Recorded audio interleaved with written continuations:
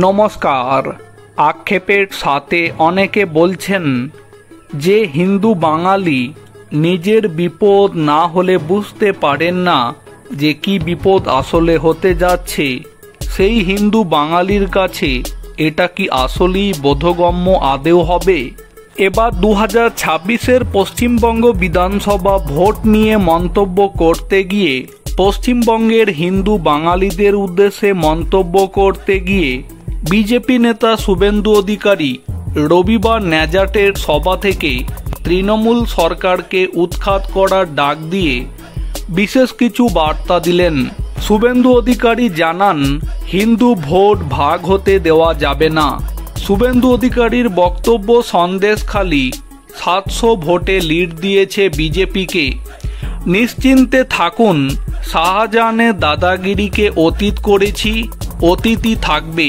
কাদের মোল্লা যে গর্তেই তুমি থাকো না কেন, টেনে বার করে এনে আইনের সাজা দেব।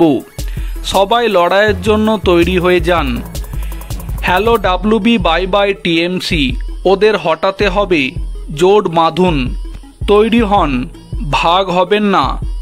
ব্রাহ্মণ, ক্ষত্রিয়, বৈশ্য, শূদ্র, তপশিলি জাতি, উপজাতি ভাগ হবেন না। হিন্দু ভোট এক করতে শুভেন্দু অধিকারী আরও বলেন, রামকৃষ্ণ মিশন, ভারত সেবা সংঘ, ইস্কন, আর্য সমাজ, লোকনাথ ব্রহ্মচারী, রামগোপাল ঠাকুর, বালক ব্রহ্মচারী মহারাজ ভাগ হবেন না। সব মঠ আঁকড়ে থাকুন, কিন্তু ফাইনালে হাতে রাখুন গীতা। ধর্ম রক্ষতি রক্ষত, জাগো হিন্দু, আমরা কথা দিতে পারি। উত্তরপ্রদেশ, অসম দেখেছেন, আমাদের আনুন, আরও ভালো কিছু দেখবেন। শুভেন্দু অধিকারীর এই মন্তব্যে জয় শ্রীরাম ধ্বনিতে মুখরিত হয়ে ওঠে চারিদিকে।